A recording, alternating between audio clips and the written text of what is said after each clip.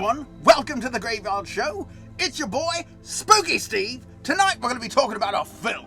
Now this film came out in 1988. That is correct. It is called Dead Heat. It stars Treat Williams and Joe Piscopo. It's an old classic 80s buddy cop film that's got some horror and zombies in it, not to mention some pretty sweet special effects. If you're into that sort of thing, which I'm kind of thinking you might be, right, because that's what we're into here. There's definitely something very weird going on here. Detective Roger Mortis has a problem. He's dead. Now, as you know, Joe Piscopo, or maybe you don't, I don't know, he was, fairly decently large in the 80s, right? Because he was on Saturday Night Live. And Saturday Night Live at that point, still had some heat to it. It's kind of dozed off right now. But back then, right, started in 1975. Saturday Night Live, yes. So, they started out with Dan Aykroyd, Chevy Chase, John Belushi. They were huge, right? And then that lot left. They rolled in the next lot. And then, they weren't the greatest, right? They turned out to be pretty good, right? And Joe Piscopo was part of that cast. Also a little guy named Eddie Murphy. I think he was 17 when he got that gig. And Joe Piscopo's biggest character, he was, character actor. His biggest one was Frank Sinatra. And Frank Sinatra killed it, and he did a great job. So, then he was in this film called Dead Heat. But Detective Bigelow is bringing him back alive. Right? So, Treat Williams, who was in The Substitute, among many other movies, I think he was in Deep Rising as well. Joe Piscopo, that I know of, I think I only really seen him in another movie, Sidekicks, right, with Chuck Norris and, what's that cat's name? Gosh, hung himself. Pretty sad, I can't remember. Young guy was in It. I don't know. Anyway. That's okay. Don't get up. Told you not to get up. Now, he's got 12 hours to solve the toughest murder case of his career. Get down! His own. That's been from now on, I'm a vegetarian. How do you fight this thing? Maybe we could drown it in A1 sauce. Treat Williams Sit down. and Joe Piscopo are dead heat. You can't keep a good cop dead.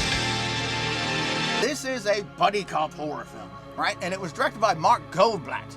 Now, Mark Goldblatt, right, only directed 2 films. He directed this film and The Punisher, starring Dolph Lundgren. Now, he edited like a billion movies, like back in the 80s, right? He did like Terminator, he did a bunch of Rambo films, countless others. You could literally look at the list. He's like the president of like American Editing Society or something at that point. He's done it all, right? But only directed the 2. So, this one is very good. I like it very much. So if you're in the mood for, an amazing 80s film, I call it amazing. I guess it varies, if you're into that sort of thing. Classic, again, buddy comedy, if you like that. If you like horror and comedy, it goes together. Yeah. So the film, right, takes place. It's these, 2 buddy cops. And there's these string of, burglaries, right? With these, cats stealing all kinds of jazz. Well, they show up at one of this. That's how the film starts out, right? It's like 2 boneheads robbing a jewelry store in like Bel Air or something. I don't know. But, all the cops are there. And like, we finally got them, right? And they're, there's a shootout that entails. These guys get like annihilated. Bullets everywhere. They don't die. And then, Joe Piscopo and Treat Williams, who are Robert and Doug, show up. And they start, shooting the crap out of these guys too. They don't die. Excuse me. One of the guys ends up taking out like a grenade, right? And he's going to throw it at the cops. And Joe Piscopo shoots the grenade. It falls down. Boom, guys explode. Finally he's dead, right? Then the other guy, Treat Williams smashes him with a car. So now he's dead, finally, right? After being shot like 50 times. Well, fast forward, they're in the morgue, right? There's some sexual tension there with the morgue lady because she used to date Treat Williams. You can pick up on that, right? And she's like, these guys are already dead, right? I've already done autopsies on them. Look at these pictures. So you find out, okay, these cats are dead, right? So then somebody is reanimating the dead to, commit burglaries. Classic 80s storyline, right? That's what I'm talking about. So, Joe Piscopo has a bunch of one-liners. Some of them hit, some of them miss, but the classic 80s style, right? They find out, right, that there's some sort of substance. I can't remember the name of it, but there's this company that buys a lot of it, right? And they think that has something to do with bringing back the dead.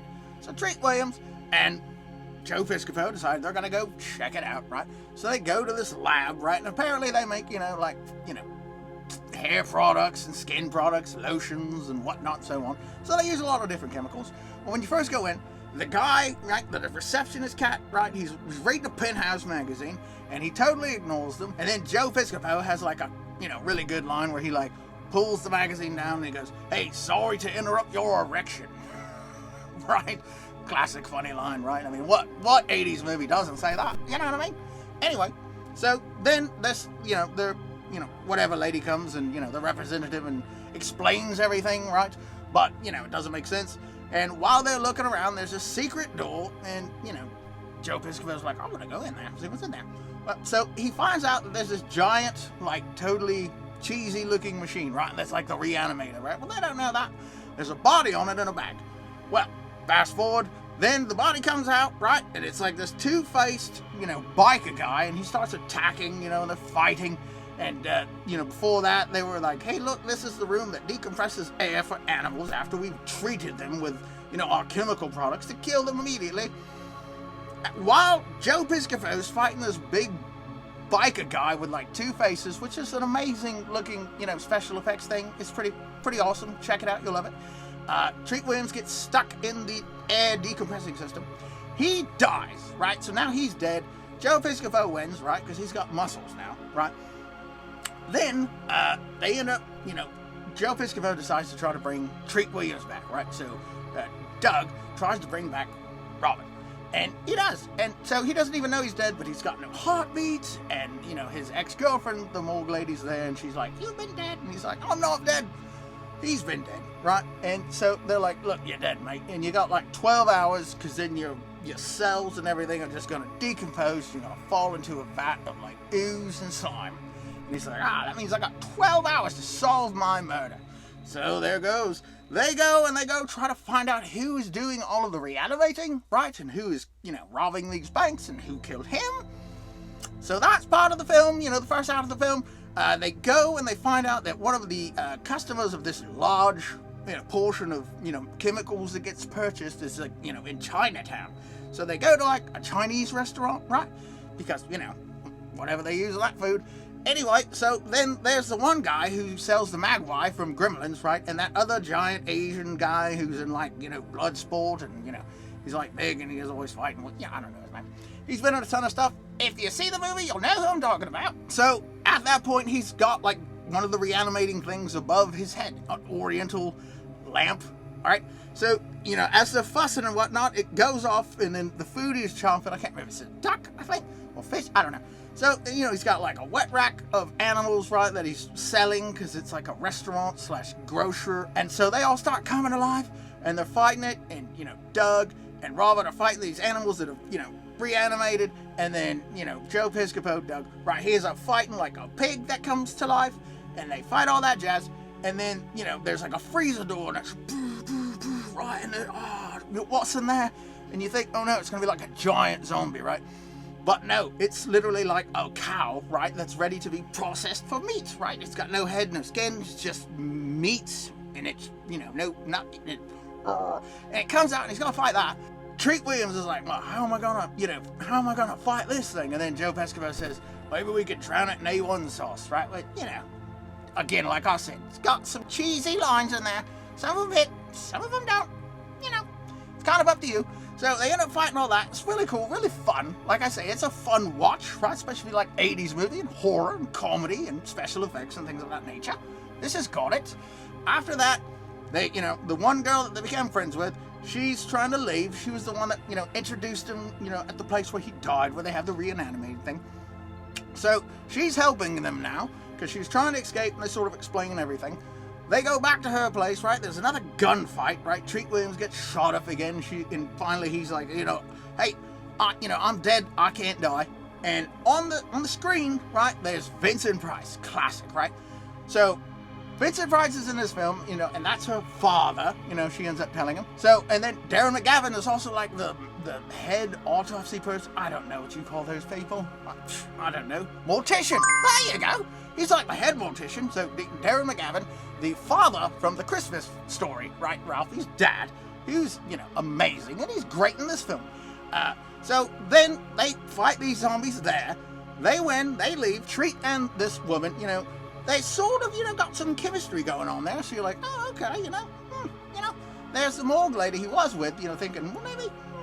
And then there's this new lady, like, thinking, well, maybe, maybe. I don't know. But, so then they end up going to, a tomb, right? A mortuary at a graveyard, which is a great scene. At night, of course, fantastic. There's like a code. There's a lamp in there with like a phone. There's like a mini fridge, and in case the dead wants to come up and get some stuff, right? And then he sees there's some fresh blood, so it's like a code. So he jots that down, and then bounces out, right? And then fast forward, him and the morgue lady are back together. They get Darren McGavin, he realizes that Darren McGavin is a kind of the main guy who's like done all of this stuff, right? He's the head honcho. And so what he does is it confronts him, right? And the zombies come out and attack him. And then the mortuary lady that he was in love with, right? She's dead now. And she's locked in an ambulance. So they're going to go lock him in an ambulance. So that way, he could just run out of time and die. He decides he's going to try to get out, right? Knocks like the ambulance, shifty into drive. And they slide down a hill, explode. He comes out of the body bag and he looks amazing. He kind of looks like T2, right? After he's been all burnt up and whatnot. Looks pretty rad, comes out, he's got totally different attitude, he's here to kick some butt, right? 80's style. Meanwhile, they're having this secret henchman at the lair, back where they bought all the chemicals, back by the reanimating machine. That's where Vincent Price comes out. So Darren McGavin is there with like a bunch of millionaires who want to live forever. Vincent Price comes out because he died earlier, right? But no, he didn't, because he's back. And he explains, hey, give us half your money, you don't ever have to die. Yeah, that's the plot of the film. Treat Williams comes in. He's fighting, they've got some great scenes where he's shooting this other zombie dude, and they shoot each other like 50, 100 times. He doesn't die, finally he dies. And after he kills him, there's another guy, kind of kills him, throws him into some electric stuff. He's like, starts shooting, killing some people.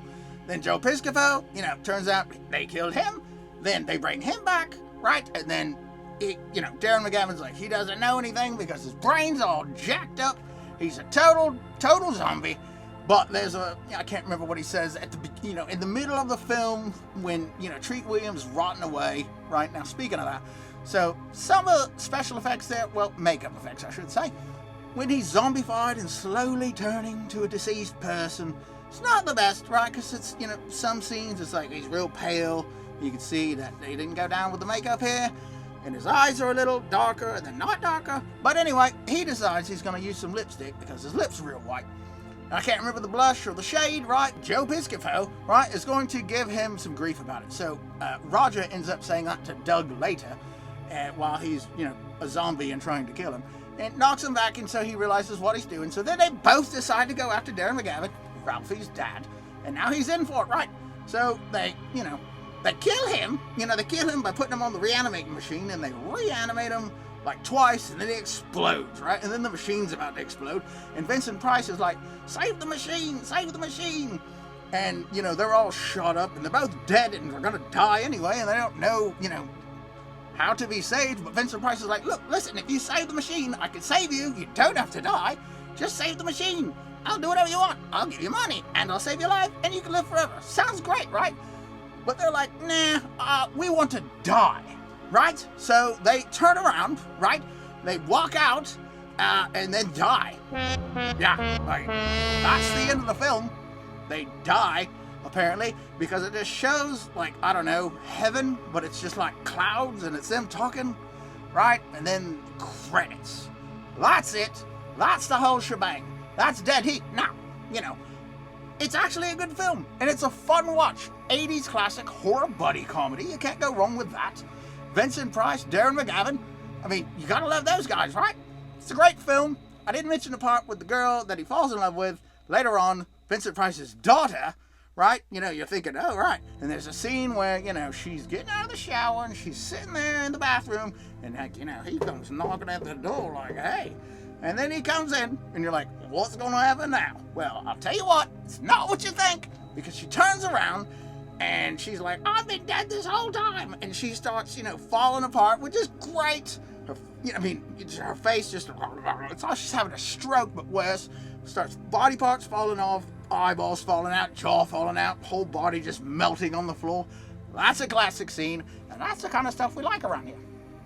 Ain't I right? I think I am. Dead Heat 1988. Please like and subscribe. Hope you dug this one. It's fantastic.